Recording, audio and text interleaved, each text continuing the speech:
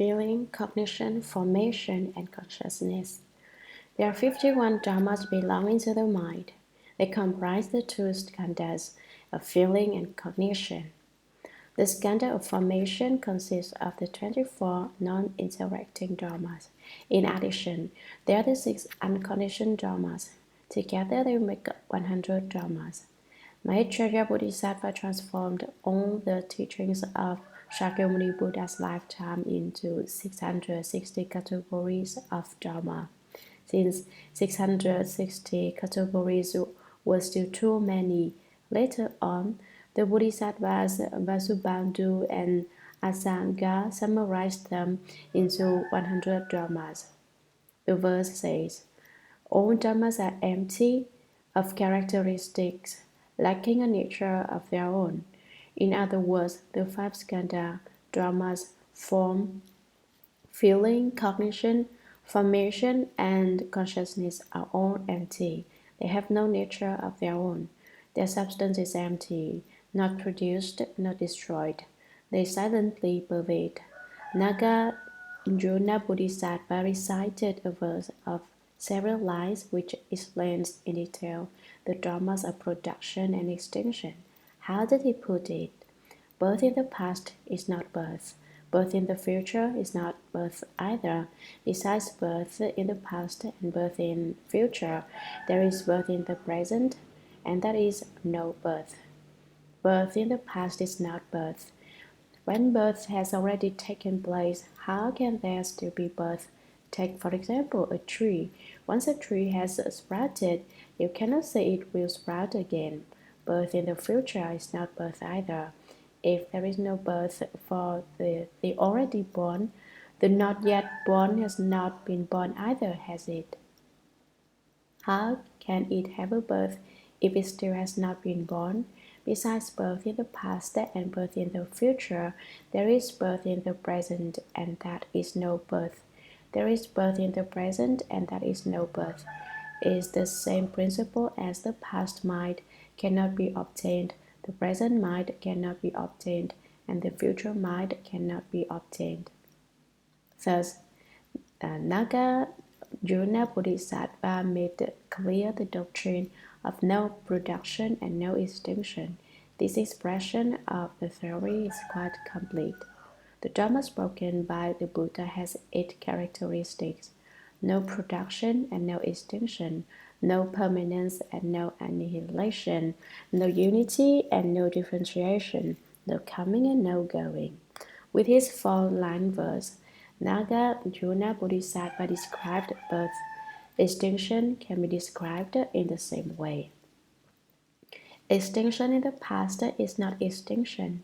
Extinction in the future is not extinction either. Besides extinction is the past and extinction in the future.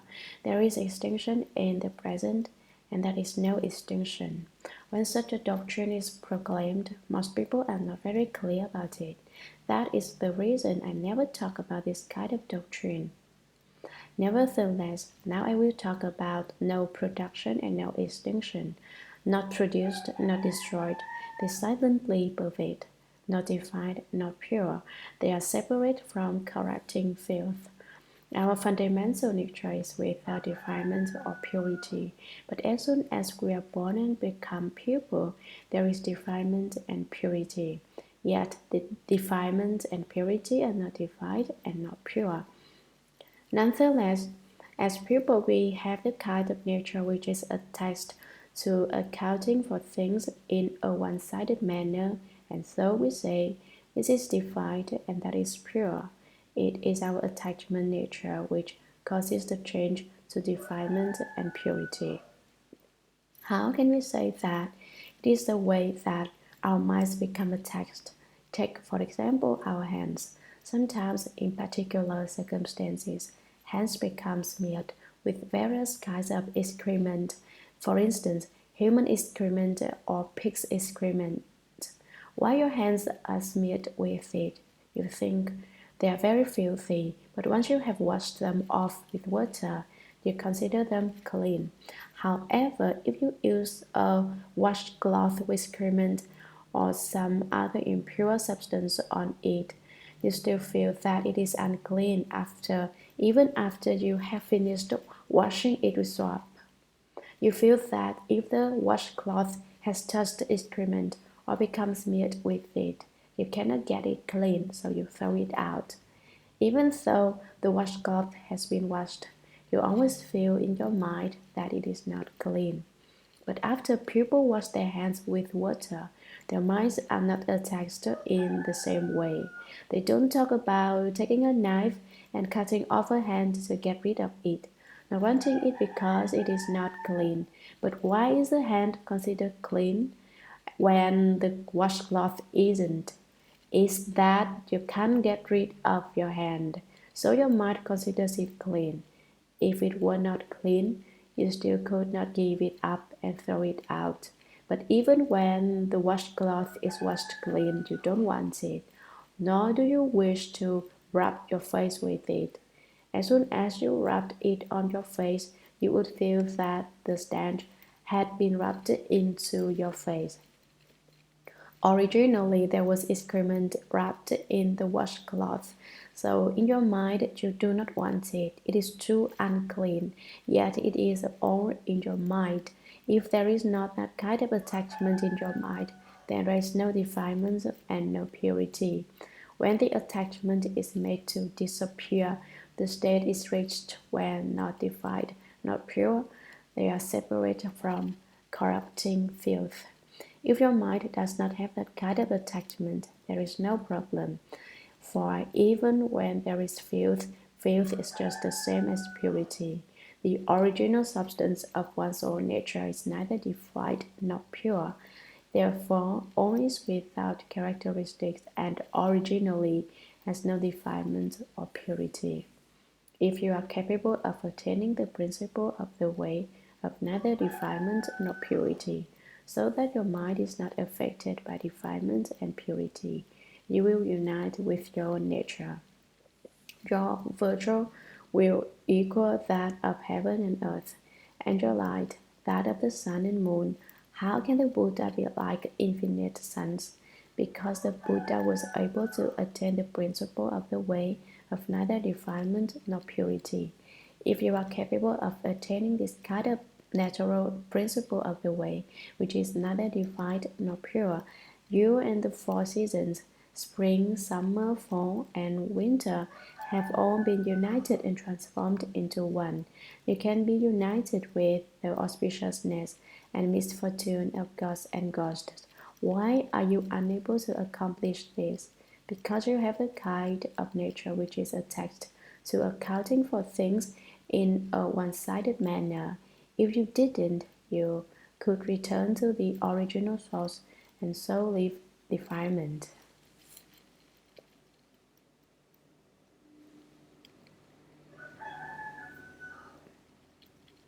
They neither increase nor diminish. Enlighten the dark and mysterious middle. When you have attained enlightenment, there is neither increase nor decrease in your nature.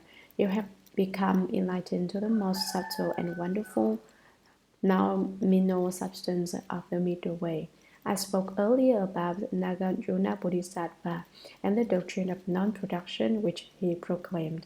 I also mentioned the drama of the 8 characteristics explained by the Buddha during the Vaipulya period.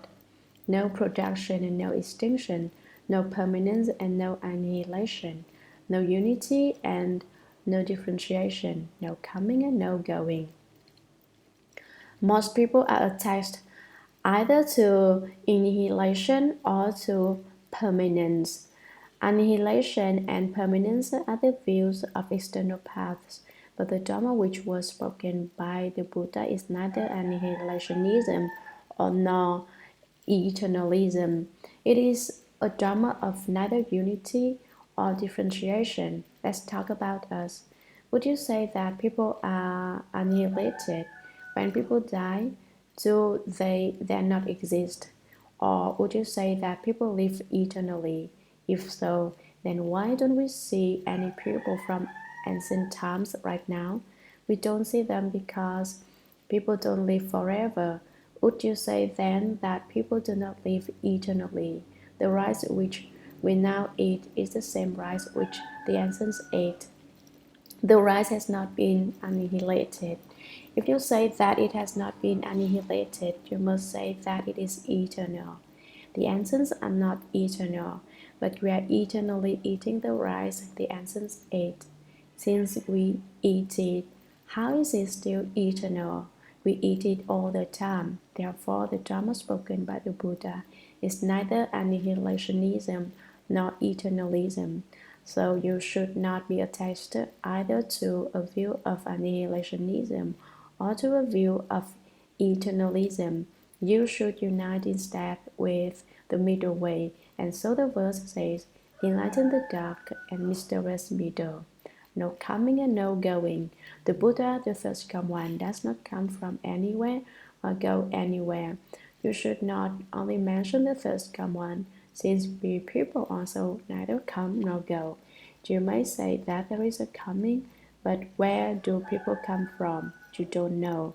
You may say that there is a going, but when we die, where do we go? You don't know that either. No coming and no going. There is nowhere that we come from and nowhere that we go. In other words, there is neither unity nor differentiation. The lack of unity means there is no sameness, and the lack of differentiation means there are no two different characteristics. That is, there is no characteristic of commonality and no characteristic of distinction. Would you say that there is a characteristic of commonality? Let's talk about the body. The body is not just composed of one kind of thing that is organized to become a body. There are many different divisions. That is what is meant by no unity and no differentiation. Generally speaking, the body is just a body when there isn't any other distinction made. That is what is meant by no differentiation. No, to explain this kind of principle is very complicated. One time a little is said, and the next time a little is said. When it has been talked about several more times, you will be able to understand. They neither increase nor diminish. One's own nature neither increases nor decreases. In the pure and deep ultimate silence, all creation is transcended. Being very, very pure, one transcends creative and transformative processes of heaven and earth. A sudden awakening to the original perfect fusion of self and dharmas. If you are able to understand simultaneously all the various principles which have been expounded, you will suddenly awaken to the fact that self and dharmas are originally perfectly fused, unobstructed, non-dual, and undifferentiated. Self and dharmas are one. There is a Chinese saying which is very helpful in understanding that they neither increase nor diminish. The years and months are unfeeling in increase, in its decrease. One cannot say that the years and months have any human feelings at all. All that is mentioned is that their increasing is a decreasing. If it is said that there is neither increase nor decrease, how then is there increase and decrease nonetheless? What increases and decreases also neither increases nor decreases. The years and months are unfeeling. You say, I don't want to go. You stand here today wanting to stop the flow, saying, time, don't accompany me any further. You wish to tell it not to go past, but unless you make the sun stand still, no matter what you do, you will not stop it from flowing. Now, although science has made progress, it still has found no method capable of making the sun stand still. Therefore, time is unfeeling. In increase is decrease. This year we are 60 years old. The next year, 61 years old. Although it may seem that our lifespan has increased by 1 year, if you calculate toward the year of death, for instance, if I were to die at the age of 100 and had now lived to be 61, there would still remain 39 years. My life would have already decreased to 39 years. Therefore, when one side increases, the other side decreases. In increase is decrease. So also in decrease is increase. If you really understand this principle, you know that there is basically neither increase nor decrease. When I was teaching you Chinese, I said, if you do not have an old heart, you have eternal youth. Therefore, in increase is decrease. What should be done? Taste the Buddha Dharma. After the bitter, the sweet. The Buddha Dharma is really most flavorful. When you study the Buddha Dharma, you study a little bit and then you understand a little bit. Recently, I said, regarding becoming enlightened, there are small enlightenments, there are middle-sized enlightenments, and then great enlightenments. How big is a small enlightenment? Perhaps it is as small as a speck of dust bordering on emptiness. In the field of your eighth consciousness, you have already had a small enlightenment and you still do not know it. When you have a middle-sized enlightenment, you feel, I understand a little more of the doctrine. That is what neither increase nor diminish is basically about. Fundamentally not produced, not destroyed, not defiled, not pure, has so many meanings. You understand the meaning of those doctrines. That is middle-sized enlightenment. Great enlightenment ends in birth and death. You know how you come and how you go. You know that what is meant by increase, by decrease, and by not produced and not destroyed. That's great enlightenment. Taste the Buddha Dharma. After the bitter, the sweet. First, you certainly must endure a little bit of suffering. That does not mean to study for 3.5 days or even 5 days and then to say, I have studied enough Buddha Dharma. No, you certainly should let go of that sort of patience. Get rid of it and say, no matter what difficulty I want to learn.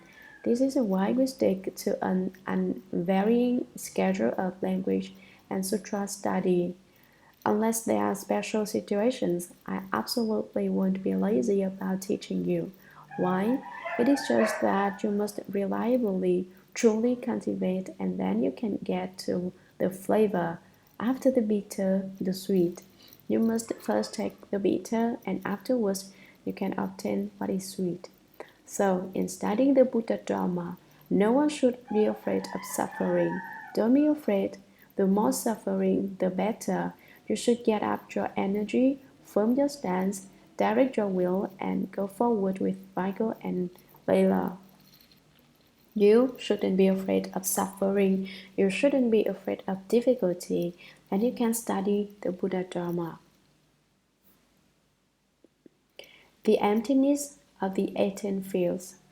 Sutra. Therefore, in emptiness there is no form, feeling, cognition, formation, or consciousness, no eyes, ears, nose, tongue, body, or mind, no sights, sounds, smells, tastes, objects of touch, or dharmas, no field of the eyes up to and including no field of mind consciousness. Verse. Therefore, in emptiness there are no characteristics of form. Feeling, cognition, formation, and consciousness disappear also, as well as the 6 faculties and 6 objects, together with 6 consciousnesses. With 3 minds in 3 seasons, 3 closures are passed through. The great cart of white ox turns with the sound lean, lean. A little yellow-faced child jumps and thumps in agitation. What instructive meaning is there in this? The front double 3 and the back double 3 meet. Commentary. Therefore, in emptiness there is no form. This sentence refers back to an earlier passage in the sutra. Not produced, not destroyed, not defiled, not pure. And they neither increase nor diminish. Since that is the case in emptiness, true emptiness, there is no form, no feeling, cognition, formation, or consciousness. The basic substance is also empty. No eyes, ears, nose, tongue, body, or mind. None of the six perceptual faculties exist. No sight, sounds, smells, tastes, objects of touch, or dharmas. The six objects of perception do not exist either. No field of the eyes, up to and including no field of mind consciousness. All the six consciousnesses are also empty. The Heart Sutra speaks about the true emptiness of prana. The true emptiness of prana is wonderful existence. Wonderful existence is no existence. It is true emptiness. Therefore, it is said, true emptiness does not obstruct wonderful existence, and wonderful existence does not obstruct true emptiness. True emptiness is wonderful existence, and wonderful existence is true emptiness. Earlier, the sutra says, form does not differ from emptiness. Emptiness does not differ from form. The form dharma of the five skandhas is empty. The five skandha dharmas are a summation of dharmas in general, and the others, the six perceptual faculties, the six objects of perception, and the six consciousnesses, are special characteristics of dharmas. Since the characteristics of their summation are empty, their special characteristics must be non-existent also. Therefore, the sutra says, there are no eyes, ears, nose, tongue, body, or mind, no sight, sound, smells, tastes, objects of touch, or dharmas, no field of the eyes, up to and including no field of mind consciousness. The six objects of perception, the six perceptual faculties, and the six consciousnesses are together called the 18 fields. The six perceptual faculties, together with the six objects of perception, are called the 12 dwellings. The six perceptual faculties are also called the six entrances. There are 5 skandhas, 6 perceptual faculties, 12 dwellings, and 18 fields. The 6 faculties, 6 objects, and 6 consciousnesses, which together comprise the 18 fields, are all empty also. They do not exist either. Why talk about all these dharmas if they do not exist, you ask? They exist among common people, but not where there are sages who have been certified as having attained enlightenment. The verse says, therefore, in emptiness there are no characteristics of form.